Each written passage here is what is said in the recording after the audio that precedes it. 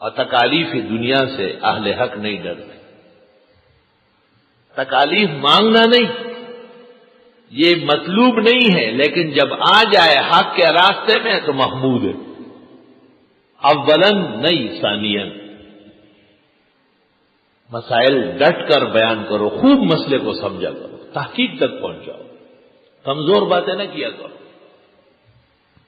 اس کے لیے اللہ کے فضل سے پیرانی طریقت ہے، تبلیغی جماعت ہے، سب ہمارے دوست موجود ہیں، وہ چلائیں گے. آپ عالم ہیں، بنیادی کتابیں پڑھ رہے ہیں، اللہ کی کتاب میں آپ شریک ہیں، اور کوشش کریں گے ہمارا 90% خطاب صرف علماء سے ہوگا انشاءاللہ. 10% میں شہر والوں کا پورا کام کرا دیں گے، تو 10% بھی ان کے لیے بہت ہے. لیکن ملیانو تاسو ځان کې څه جذبه پیدا کړي چې کوم مسله باندې کوئی شی یا پاګې ټینګ ودرېږي، ټینګ په ودرېږي. تب ادا سے نه چې بابي دې مانه پرده وکړي، وای زماته ستر ده دا څه وای عقل لټه هغه دې نه کوي، هغه سره تاسو کولای شي خاوند نشته، وای زماده له ستر ده ماته مخې ته مراو جنگ بجوړ شي. خلق وہی دا څنګه درس وي، دا عین د قرآن و سنت درس، دا سے درس په لسمه صدۍ کې دا څوک درس کولای نشي. خدای فضل سره افاده په خبرې په خپل ځای، لیکن په نه خبره کو کہ په حرام و حلال و خبر شي. قرآن کریم کے بڑے علوم میں سے ایک علم یہ بھی ہے کہ طالب کو، قرآن دان کو تاریخ کا بھی پتہ ہو. بعض لوگ کہتے ہیں کہ تاریخ کی کوئی ضرورت نہیں ہے. اس کے رد میں شمس الدین سخاوی نے کتاب لکھی ہے اور اس کا نام ہے الزجر والتوبیخ لمن ذم التواریخ. الزجر والتوبیخ لمن ذم التواریخ. احادیث کی تواریخ تو بے انتہا ہے. شمس الدین ذہبی نے تاریخ اسلام لکھی ہے، 48 جلدیں اس کی آ گئی. مدرسوں سے آپ پڑھ چکے ہیں، آپ فضلہ ہے، آپ کیوں ڈر رہے ہیں؟ اس سے آگے کون ہے جس کو میں پڑھاؤں گا؟ یہ باتیں کن سے ہوگی؟ فما بعد الحق الا الضلال. آپ کیوں خوفزدہ ہوتے؟ تاریخ اسلام ذہبی کی جو کسی زمانے میں دیول کے نام سے تھی 4 جلدوں میں، اب وہ جا کے پوری ہو گئی 48 جلدوں. احسن لوم کے مکتبہ میں مکمل موجود ہے. یہ میں نے 2 آدمی بتائے، فرصت میں ان کی گلوں میں رسیاں ڈالو کہ شیخ نے درس کے ابتدا میں کہا ہے کہ یہ رات کو کھولیں گے اور تم نہیں آئے ایسی کی تیسی، تیار ہو جاؤ، گلے کو تیل ویل لگا لو. 2 آدمی بتایا، ہمایوں اور یہ دوسرا بھی یہاں بیٹھا ہوا ہے، یہ چکو. بھئی مہمان آئے، ان کی خدمت کرو، کچھ غیرت حیا پیدا کرو. یہ فضلائے اس وقت ان کو آرام کرنا تھا، گھر جا کے پورا سال پڑھایا، یہ یہاں آ کر کے 4-5 گھنٹے ہمیں سن رہے ہیں. ان کا حق ہے ہم پر کہ یہاں سے علم کی جھولیاں بھر کے جائے، اور یاد رکھے کہ ہم نے بھی کسی استاد سے ترجمہ پڑھا تھا. جو ہمارے پاس ہے، ہماری جو در غریبی ہے وہ آپ کے آگے. اللہ جن کو علم کی عظمت ہے، قدر ہے. مکہ مکرمہ میں شارع المنصور پر مخطوطات کا کتب خانہ ہے، بہت بڑا. ایک اندازے کے مطابق 40 لاکھ مخطوط ہیں. سب کتابیں ترکیہ سے رہ گئی ہے، سعودیوں نے نہیں بڑھائی کچھ بھی. ترکیہ کا خزانہ ہے، 40 لاکھ مخطوط ہے. میری بھی خواہش تھی کہ میں بھی وہاں جاؤں. وہاں میں چلا گیا، ایک امیر بیٹھا ہوا تھا، بڑا خرش. ایک شیخ استری میں لاہوری سے مجھ سے پوچھا کیسے آئے، اور میں نے کہا سنا ہے آپ کے یہاں مختزن ہے ابو الحسن اشعری کی، وہ دیکھنی ہے. ان کو کہا 1 جلد لا کے دکھاؤ. مجھے کہا ہمارے ہاں مہمان کو اندر نہیں جانے دیتے، مہمان بولے یہاں بیٹھے، چائے پیے، ٹھنڈا پیے، کتاب آئے گی. میں نے اللہ سے مدد مانگی. میں نے کہا یا اللہ اس آدمی کو ٹھیک کرنا ہے ابھی، تو میری مدد فرما. وہ اپنے کام میں لگ گیا. ایک کتاب لا کے مجھے رکھی، اور کچھ طلباء وہاں ڈاکٹریٹ کر رہے تھے، تخصص کر رہے تھے النہر الفائق میں. ان کے اوراق میں نے لیے، دیکھے اور ان کو کچھ مشورہ دیا. میں نے کہا اس کو ایسا کرنا ہے. اس نے کہا آپ کے پاس نہر ہے؟ میں نے کہا اصل نسخہ نہر کا میرے پاس پوری دنیا میں. اصل نسخہ کیا؟ میں نے کہا جس کے شروع میں 16 صفحے مذہب ملون ہے، اور پھر تمام ہر صفحہ 40 صفحے کا ہے، کل صفحے اتنے ہیں، جو مکتبہ ظاہریہ دمشق کی فہرست میں آیا ہے. یہ نسخہ میرے پاس موجود ہے. کہنے لگا آپ نے اس پر کام بھی کیا؟ میں نے کہا میں نے ایک چھوٹا سا حاشیہ لکھا ہے القول الموافق علی النہر الفائق. طالب علم اٹھا، حمید کو کہا شیخ بحر العلوم ماشاء اللہ، شیخ بحر الذخار یجری احوال النہر وله علیہ تعلیق قیم. حمید نے آہستہ سے کہا کہ میں نے تو بے رخی دکھائی ہے، میں جاتا ہوں، تم شیخ کو اندر لے جاؤ اور پورا اکرام کرو. مجھ سے تو بے رخی ہو گئی، اب مناسب نہیں. تھوڑی دیر بعد شیخ سیڑھیوں سے اتر گیا. طلبا نے مجھے کہا آپ آئے. میں نے کہا شیخ نے منع کیا. کہ شیخ ہی نے ہمیں کہا ہے، آپ کی وجہ سے چلا گیا، آپ کو پورا کتب خانہ والے کیا. الحمدللہ.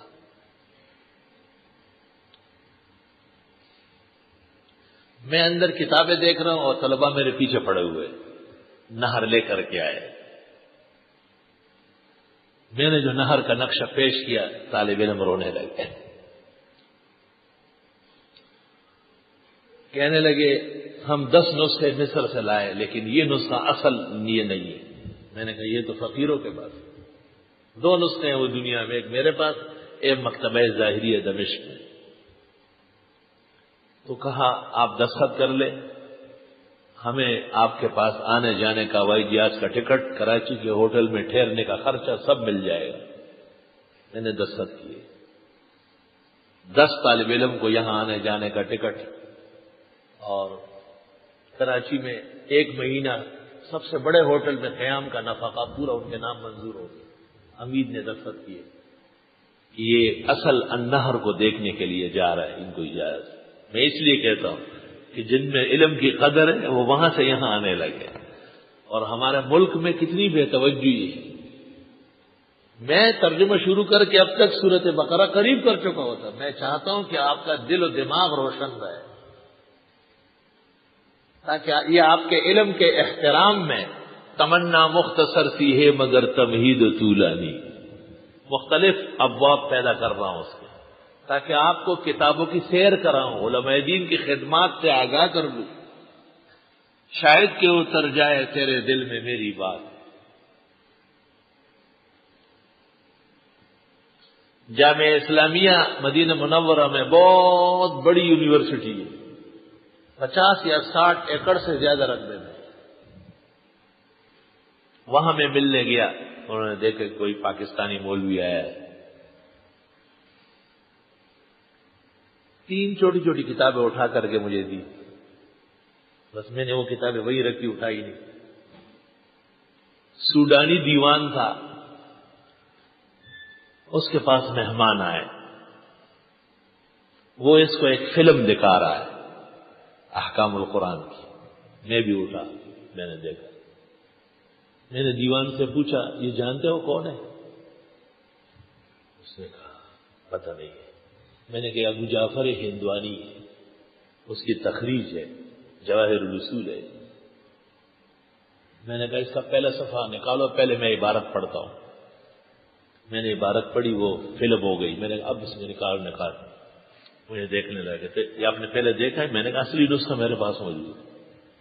ابو جعفر ہندوانی کی جواہر، میں نے کہا اصلی نسخہ احسن العلوم کے مکتبہ میں موجود ہے. میں اس نسخے کا حافظ ہوں الحمدللہ. مجھے ایسا یاد ہے جیسے سورہ اخلاص کسی کو یاد ہو. ہمارے بزرگوں کی تراث ہے، علم ہے. وہ 3 کتابیں ایسے سے خود اٹھا لی. اور جب میں اپنے ہوٹل پہنچا تو پیچھے سے اطلاع آئی 18 من کتابیں انہوں نے کہا آپ کے نام بک کروائی اور کویت ایئر لائنز کے ذریعے کراچی ایئرپورٹ پہنچ گئے. آپ اپنے لوگوں سے کہا سنلوم والوں سے کتابیں لے جائیں. 18 من کتابیں لے جائیں. کوئی کتاب مکتبہ میں نہیں چھوڑی, سب یہاں بھی. کہ یہ تعظیم ہے شیخ کے علم کی.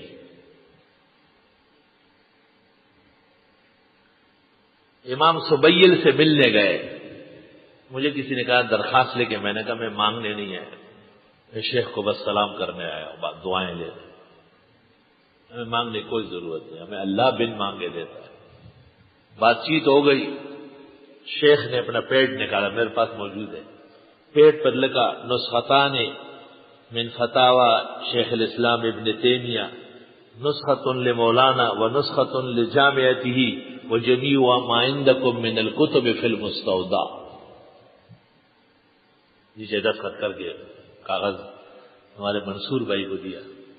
ہم مستودع گئے, مستودع والوں نے کہا شیخ نے لکھا ہے کہ شیخ الاسلام کے فتاوا کے بھی 2 سیٹ, اور جتنی کتابیں مستودع کی ہے سب کی 2 سیٹ. کوئی بہت بڑی NLC کی گاڑی لانی پڑے گی آپ کو. میں نے کہا مجھے ضرورت نہیں, میں چلا گیا. انہوں نے اس کاغذ کو گھمایا پھرایا, فیصلہ یہ ہوا کہ یہ ساری کتابیں شیخ کو ہمارے خرچے پر جانا چاہیے. یہاں ایئرپورٹ سے ٹیلی فون آیا کہ آپ کی کتابیں آئی ہے 22-23 من, پورا جہاز کر کے آیا الحمدللہ.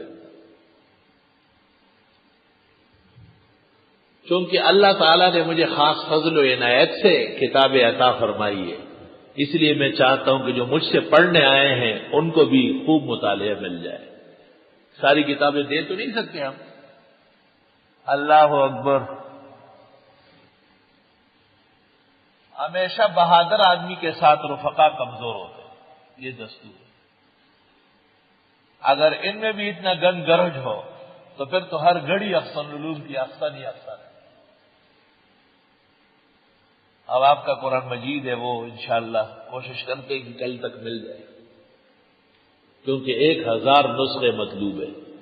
1000 نسخے, 800 سے اوپر تو آپ کی تعداد ہے, اور 200-300 اور ہوں گے, خواتین اس کے علاوہ ہے. اللہ.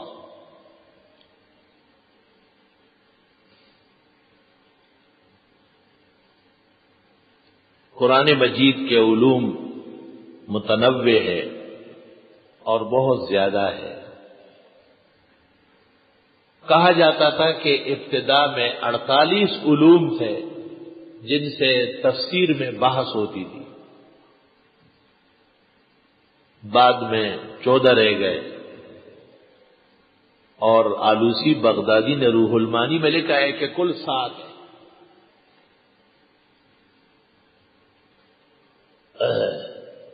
حدیث اور فقہ تو ہے ہی, صرف اور نحو, لغت, تاریخ, وجوہ اور علل, بس 7 پورے ہو گئے. جو اس وقت ان 7 علوم سے سروکار رکھے, اللہ جل جلالہ ان کو دین میں آسانیاں نصیب فرمائے گا.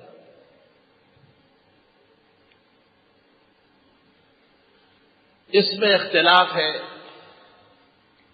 کہ قرآن کریم کا موضوع کیا ہے. بعض کہتے ہیں کہ انسان من حیث التکلیف, کیونکہ انسان کو مکلف بنایا ہے اور احکام تکلیفیہ قرآن کریم میں ہے. لیکن بڑے نقادین نے کہا ہے کہ قرآن کریم کا موضوع دعوت اللہ ہے, اور یہ درست اور صحیح ہے. تمام انبیاء کی بعثت آسمانی کتابوں کی اور صحف کی ارسال اور جملہ خیر اور رشد کی آمد دعوت اللہ کے لیے ہے کہ لوگوں کو اللہ کی طرف متوجہ کیا جائے.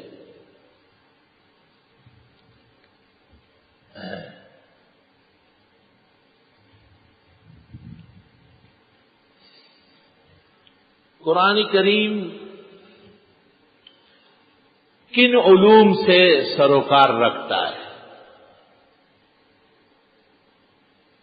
پہلا قول یہ ہے کہ یہ دو قسم کا علم ہے، یا معلومات ہے اور یا معمولات ہے، یعنی علم و عمل۔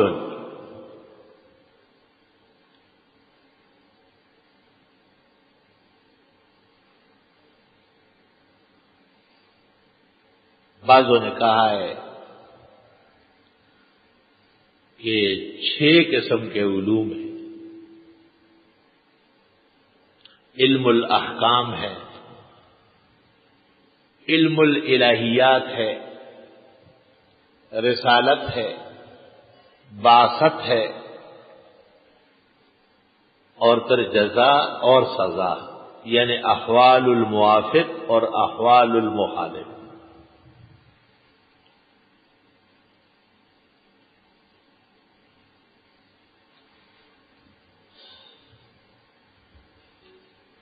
فلاسفہ اسلام کا خیال یہ ہے کہ قرآن کریم میں نظری اور بدہی دونوں چیزیں ہیں۔ یا قرآن خود دلیل پیش کرتا ہے، یا آپ کو کہتا ہے کہ افلا تعقلون، افلا تعلمون، افلا تشعرون۔ یہ بدہیات۔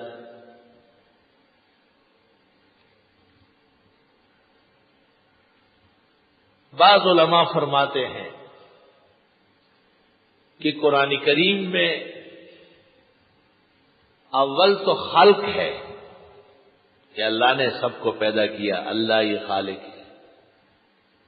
دوسرا علم تربیت کا ہے، ربوبیت کا۔ اور تیسرا علم تعبد کا ہے، عبادات کا۔ اور چوتھا قیامت کا ہے۔ اور پانچواں علم انعام کا ہے یا انتقام کا ہے۔ 5 اور 6۔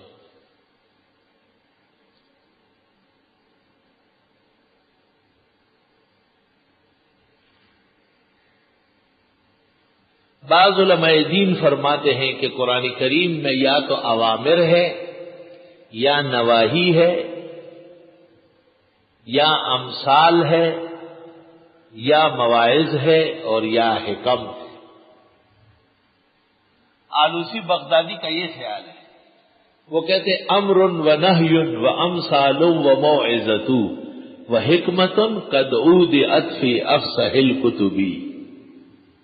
امر و نہی و امثال و موعظۃ و حکمت اودعت فی افصح الکتب۔ امر و نہی و امثال و موعظۃ وحکمت اودعت فی افصح الکتب۔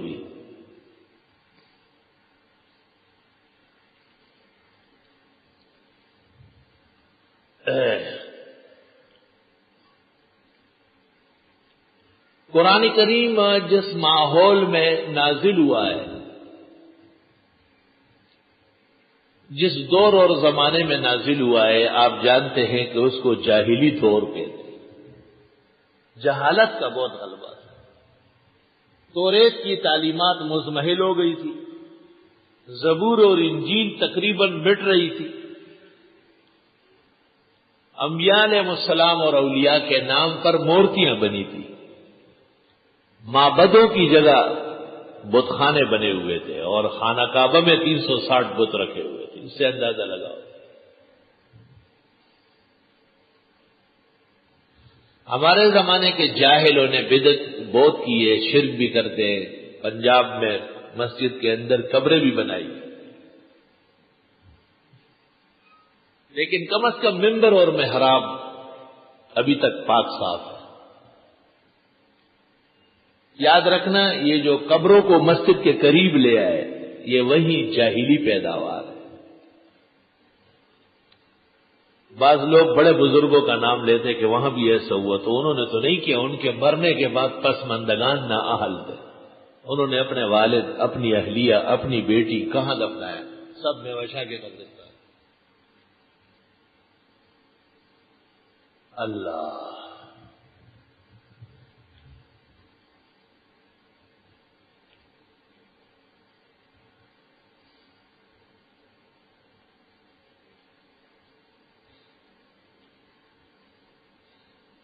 النجوم الظاہرہ فی تاریخ ملوک مصر والقاہرہ، جلد 3 جز 6 صفحہ 142، چونکہ اہم مسئلہ ہے۔ حضرت اقدس شیخ المشائخ سر الاسرار الشیخ عبد القادر جیلانی رحمت اللہ علیہ، ان کی تدفین مسجد میں ہو گئی۔ عبید اللہ بادشاہ آیا عراق کا، اس نے علماء کو جمع کیا اور ان سے کہا یہ تدفین کیسے ہوئی؟ انہوں نے کہا ناجائز۔ تمام علماء نے کہا ناجائز، مسجد میں تدفین ناجائز۔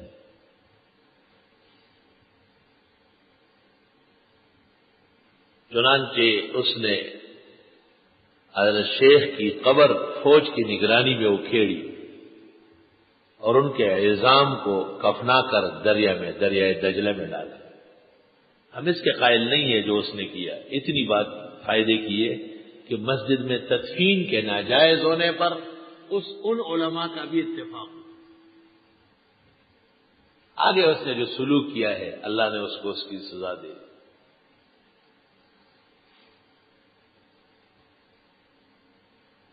شیخ عبد القادر جیلانی کے حالات پر ایک کتاب یاد رکھو، بڑی اچھی کتاب ہے، الیواقیت والجواہر بترجمت الشیخ عبد القادر۔ الیواقیت والجواہر بترجمت الشیخ عبد القادر، بہت بڑے آدمی ہیں، ہمارے ولایات توحید و سنت کے سرتاج ہیں، اکابر امت میں سے شیخ عبد القادر۔ اب بزرگوں کے بارے میں سوئی زن جائز نہیں ہے، بہت کھلا سینہ روشن رکھو، یہ سب ہمارے لوگ تھے۔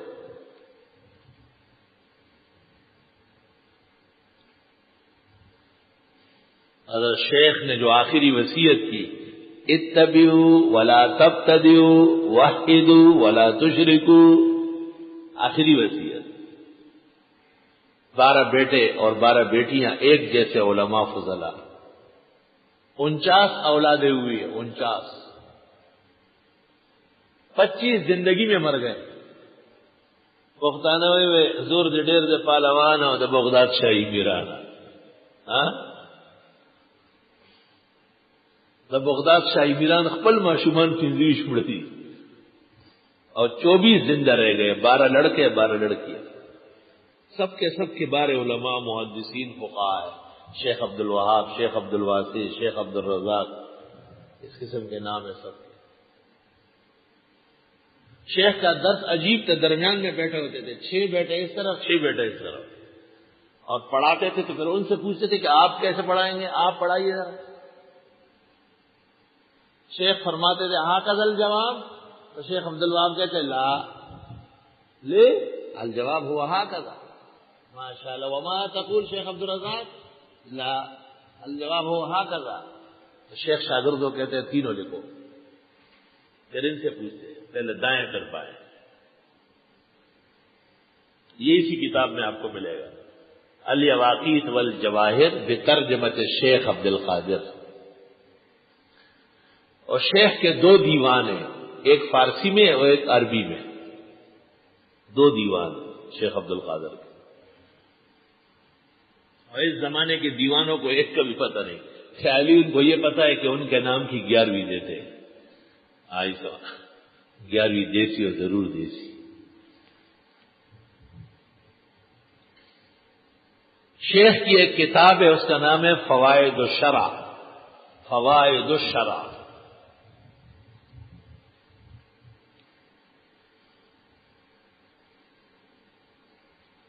قزوانی نے، زیدون قزوانی نے اس کی شرح لکھی ہے، اس کا نام ہے سیر الملکوت فی فوائد الشرع، سیر الملکوت فی فوائد الشرع، 22 جلدوں میں اس کی شرح ہے۔ اسی طرح یہ جو خلاصہ ہے آپ کا، چھوٹا سا کتاب، چھوٹی سی کتاب ہے، ہماری سرحد میں پڑھتے ہیں، تو طریقی نماز کے دانی و گر ندانی خلاصہ کے دانی، خلاصہ کے دانی، خلاصہ الفتاوی نہیں، اس خلاصہ کے دانی جو 18-20 صفحے ہے، اس کی شرح میں نے 20 جلدوں میں دے گی، سموزگار مولا ملو شو ڈار سے پدی کی لکھو، خلاصے سے بڑی محبت تھی اس تو طریقی نماز کے دانی ابو الکلام آزاد کہہ دیتے گر ندانی خلاصہ کے دانی. نماز کا طریقہ اس میں بہت اچھا ہے. تو زیدون قزوانی نے اس کی شرح لکھی ہے سیر الملکوت فی فوائد الشرع، 22 جلدوں میں. آج کل بیروت سے چھپ گئی ہے، آ رہی ہے، تقریباً 20,000 کا کی شرح ہے. بہت بڑی اور بہترین جلد ہے، محیط برہانی کے برابر ہے حجم میں.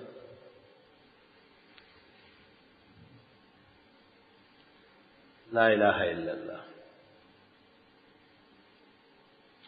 حضرت صلی اللہ علیہ وسلم کے زمانے میں جب قرآن نازل ہو رہا تھا اس وقت جزیرے میں 4 قسم کے کفار تھے.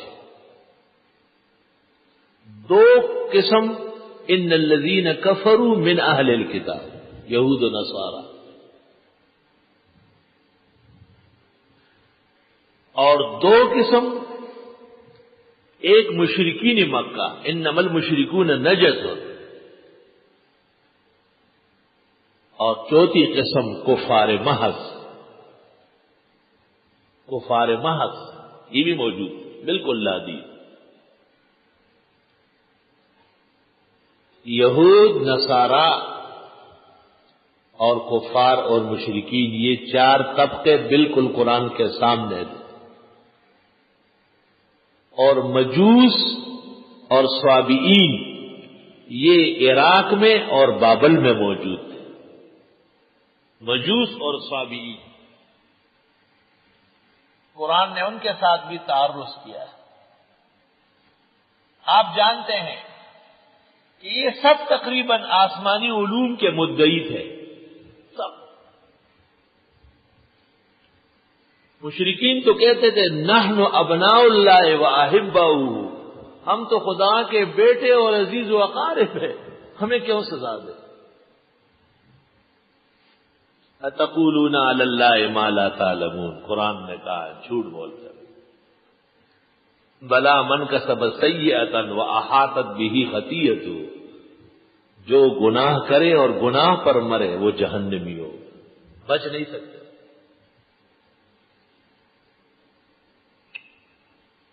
زیادہ تر معاقبہ اور مخاطبہ یا اہل کتاب سے ہیں یا اہل الکتاب لم تکفرون بآیات اللہ، یا اہل الکتاب لم تصدون عن سبیل اللہ، یا اہل الکتاب لم تحاجون. بہت زیادہ مخاطبہ اہل کتاب سے ہے.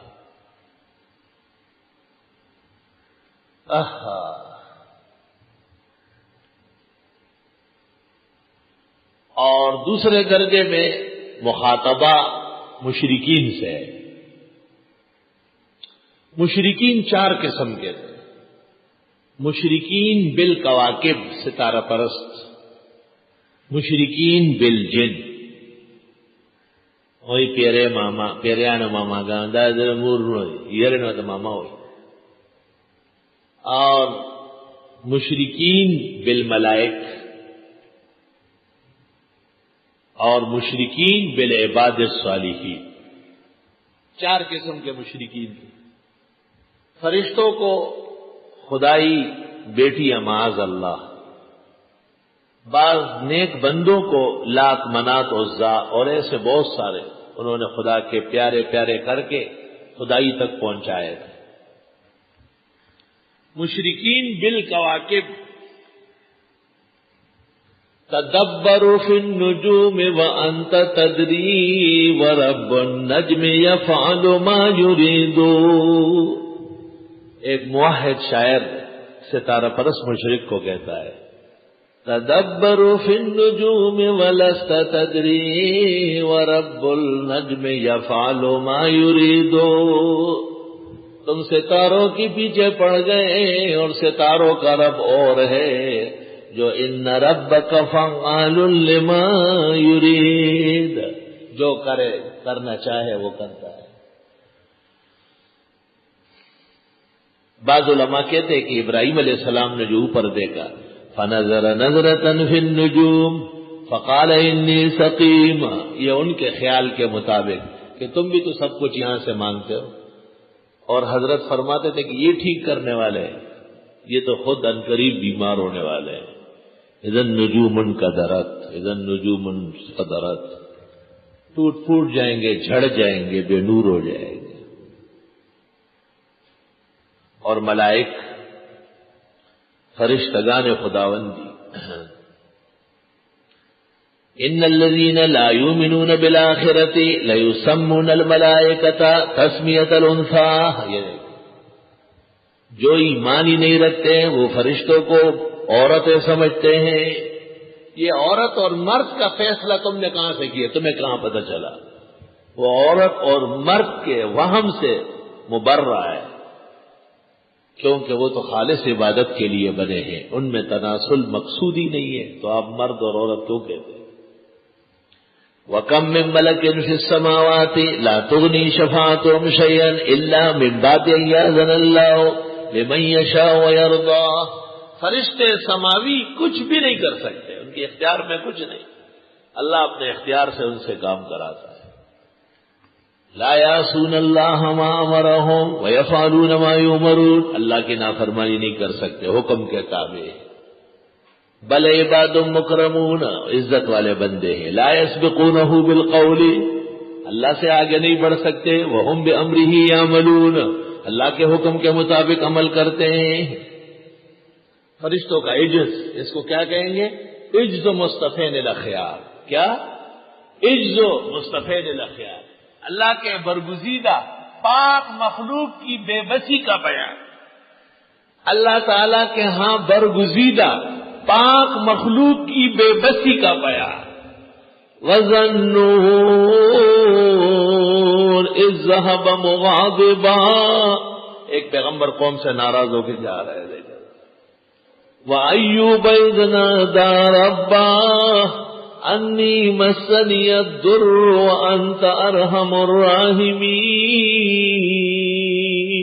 خدایا بہت بیمار ہوں، بہت طبیعت خراب ہے، آپ معاف فرمانے والے ہیں، صحت عطا فرما. فاستجبنا له، ہم نے ان کی دعا قبول کی. فکشفنا ما به من ضر، دور کر دی ان سے بیماری. وآتیناہ اہلہ، دے دیے ان کو اہل و عیال. ومثلہم معہم، اتنے اور.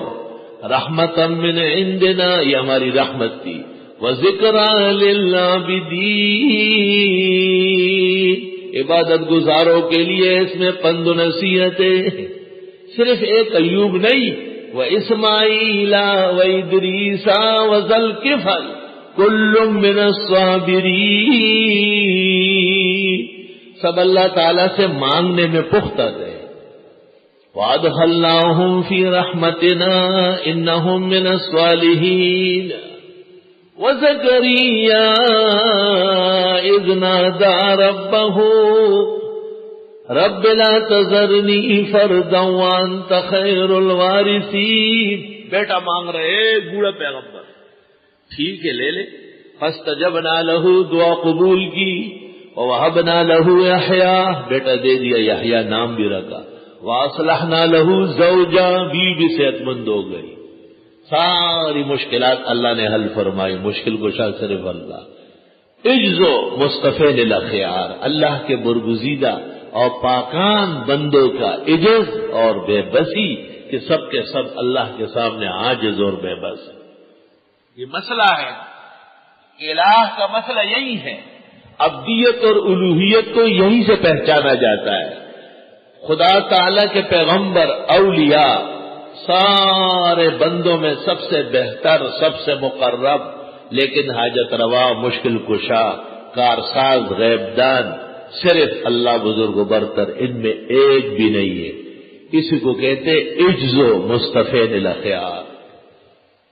اللہ تعالیٰ کے نیک اور پاک بندوں کی عاجزی اور بے بسی کا بیان. آدم بڑے کتنے ہیں کہ ملائک نے سجدہ کیا، اور جس نے سجدہ نہیں کیا عمر بھر کے لیے لعنتی کر دیا. لیکن پابندی کتنی بڑی ہے ان پر، لا تقربا هذه الشجرة فتكونا من الظالمين. اور جب ذرا سا اس میں سے چک لیا، فلما ذاق الشجرة، قرآن کہتا ہے ذاقا، چکا کھا لی، بدت لہما سوآتہما، سارا کام خراب ہو گیا.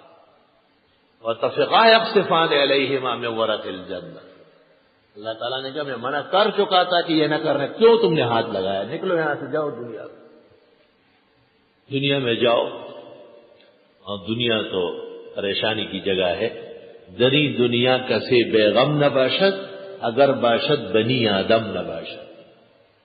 دنیا میں تو ہر شخص کو کوئی نہ کوئی فکر لائے گا. کتنا بڑا آدمی بنا ہوا ہے پاکستان کا صدر، لوگوں کو کہتے جمہوریت، خود کس طرح آیا ہوا ہے شبخون مار کر. آئے سوال لوگ جوا باز تھا تو اس کو جب پتہ چلتا کہ تیرا بیٹا نماز نہیں پڑھتا کا کوئی بات نہیں، تیرا بیٹا لوگوں کو گالیاں دے گا کوئی بات نہیں، کہ تیرا بیٹا جوا کھیلتے کا پکڑ گیا خوب پٹائی. تو کسی نے کہا جوا باز تو تم خود ہو. کہا مجھے جوا بازی کی تباہی کا پتہ ہے، میں اس کو نہیں بننے دوں گا. تو چونکہ اس نے جمہوریت کو ذبح کیا ہے، اب اوروں کو جمہوریت سکھانے بیٹھا ہوا. اور پریشان کتنا ہے اخبارات دیکھنے کے لیے. اللہ آپ کو اخبار پڑھنے سے ہی بچائے.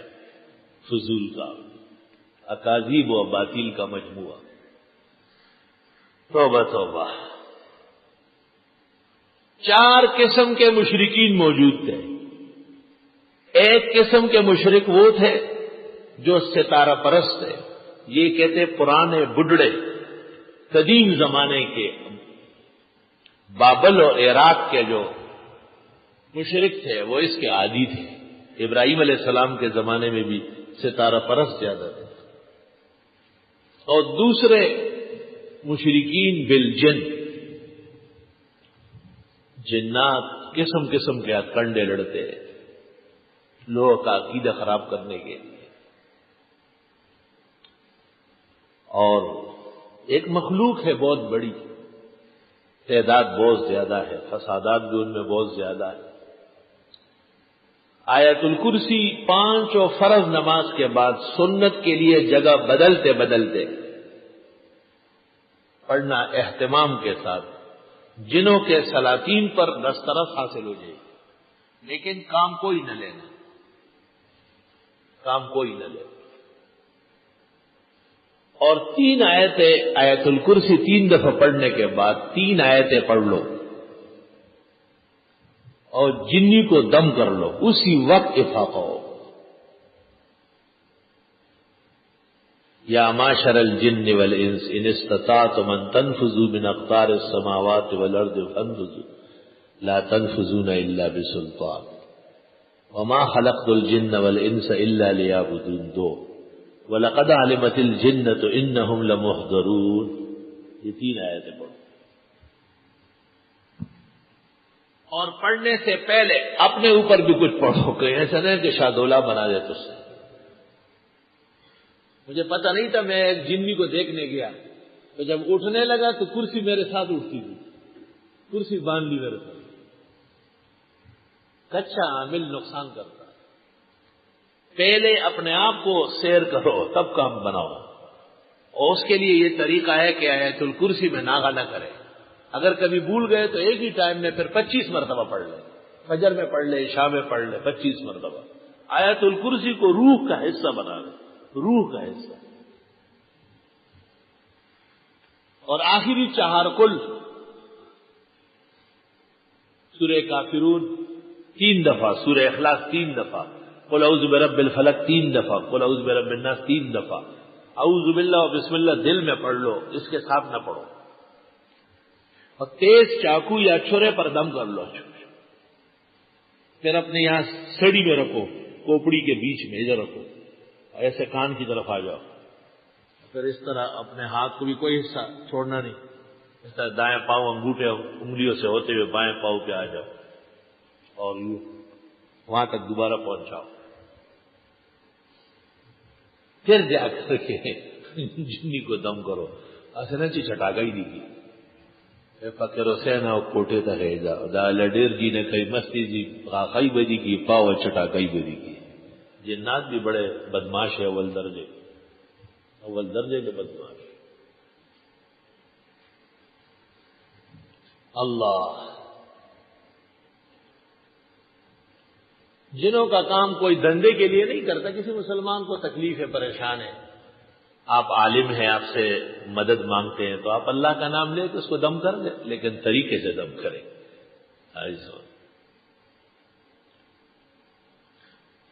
یہ جنات جب شرارت میں انتہا کو پہنچ گئے، تو مشرکین کا عقیدہ کمزور تھا تو انہوں نے ان کو الہ سمجھنے لگے، چنانچہ ان کا پوجا پاٹ شروع ہو گیا۔ اب بھی جنات کی خوشی کے لیے خوشبو مہکاتے ہیں اور مختلف قسم کے شمامیں وغیرہ ان کو جلاتے ہیں۔ گل بابونا اس سے بڑی محبت کرتے، گل بابونا سے پختوں کو ہوتا کشمالان ہے، گل بابونی تو پختوں کی کشمالو ہے۔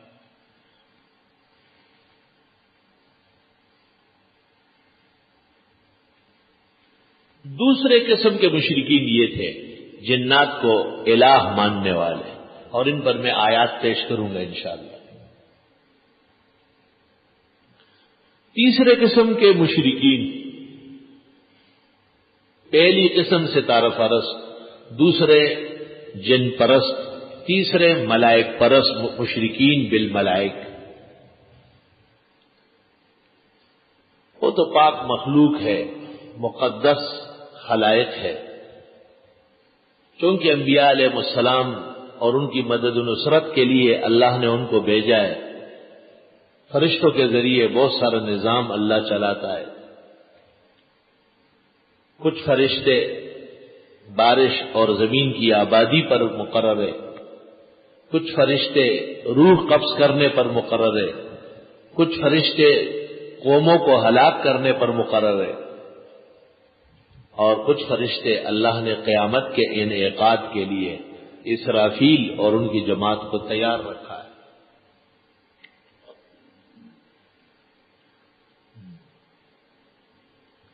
شرک کی بنا کیا ہے؟ شرک کے وجوہ کیا ہے؟ شرک کیوں شروع ہو گیا؟ کہتے ہیں الجہل بالمسائل الشرعیہ، شرعی وجوہ اور مسائل سے بے خبری، یہ شرک کا بنا ہے۔ الجہل عن المصالح الشرعیہ،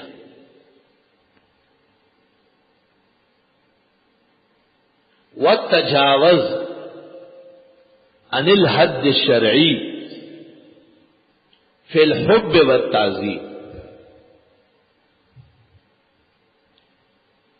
یہ دو وجہ تو تقریباً پائی جاتی ہے، یا جہالت، دین سے ناواقفیت، اور یا بزرگوں کی اور بڑوں کے احترام میں اور محبت میں شرعی تجاوز۔ علماء دیوبند اس لیے ہاتھ پیر چومنے پر خوش نہیں ہوتے، سر جھکانا پڑتا ہے، کیا ضرورت ہے؟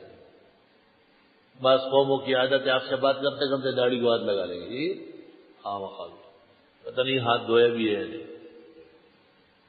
بخاری شریف صلح میں ہے کہ یہ مشرکین کی عادت تھی، آپ کی داڑھی کو جو ہاتھ لگا رہے تھے، اور صحابی نے تلوار کے دستے سے پیچھے ہٹایا، پیچھے ہٹو، نجس ہاتھ ہے تیرا، نبی کی پاک داڑھی کو ہاتھ لگا رہے، معاف رکھیے ان باتوں سے، کوئی ضرورت نہیں چوما چاٹی کی، چوما چاٹی کی کوئی ضرورت نہیں ہے، جہاں عادت ہے وہاں ہوگی۔ عربوں کی بھی ہے، عربی بھی گلا، رخسار، یہ وہ ایسا چومتے ہیں جیسے گائے بچڑے کو چومتی ہے، سمسڑی نے خیل جوڑ کی، شپک شپک شپک، اچھا کہاں۔